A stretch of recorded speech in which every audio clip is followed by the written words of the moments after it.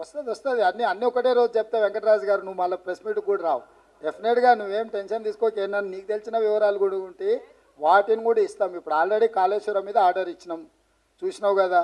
మేడిగడ్డ అన్నారం బ్యారేజ్ల మీద ఏం చేయదలుచుకున్నాం ఇచ్చినాము.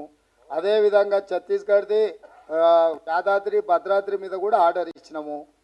దాంట్లో జ్యుడిషియల్ ఎంక్వైరీలో వెళ్ళే వివరాలు, రికవరీ, రెవెన్యూ రికవరీ యాక్టులు ఇవన్నీ ఉన్నాయి కదా. అప్పుడే అయిపోలే, ఇంకా 30 రోజులే కాలే, ముందుంది కదా ముసళ్ళ పండుగ.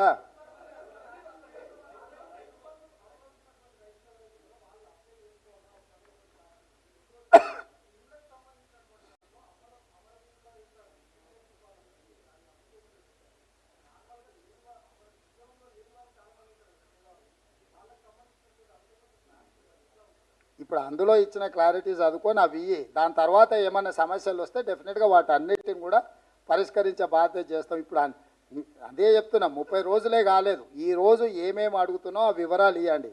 అవి కాకుండా మిగతా సమస్యలు వాళ్ళు విజ్ఞాపన పత్రాలు ఇచ్చుకోవడానికి సపరేట్ కౌంటర్ పెట్టినాం అక్కడ. ఆ కౌంటర్లో మీరు ఏమి ఇచ్చినా తీసుకుంటే, ఇప్పుడు ప్రజావాణిలో ఎట్లయితే తీసుకుంటున్నామో గ్రామ సభలలో రేషన్ కార్డు లేని వాళ్ళు కావచ్చు, ఇతరత్ర సమస్యలు ఉన్న వాళ్ళు కావచ్చు, లేకపోతే వాళ్ళ భూమి విషయంలో వారసత్వంగా ఒకవేళ బదిలీ కానీ సమస్యలు ఉండొచ్చు. ఏం సమస్యలు ఇచ్చినా కూడా అక్కడ దరఖాస్తు తీసుకుంటాము. ఇప్పుడు నీకేం సమస్య ఉన్నదో నేను కొన్నిసార్లు గుర్తించాను, నువ్వు రాసిస్తే ఆ సమస్యను సంబంధిత అధికారులు విచారణ చేస్తారు, వాటి ద్వారా పరిష్కారం చూపిస్తాము.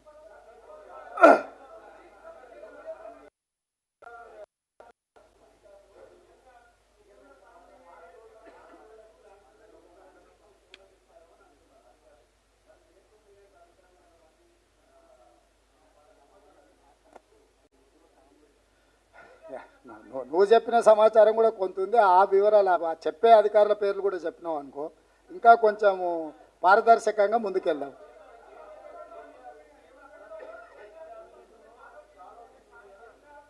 మంచిదే కదా, షాడో టీం ఎందుకు? నిన్నటి వరకు మీరే మంత్రులు కదా, నిన్నటి వరకు మీరు మంత్రులు చేసిన వాళ్ళు మీ దగ్గరనే ఉన్నారు కదా, ఓడినా గెలిచినా. వాళ్ళనే షాడో మినిస్టర్స్గా పనిచేయమని ఉంటారు. మంచిదే కదా, ఇన్ని రోజులు పని చేయలేదు, ఒళ్ళొంచలేదు.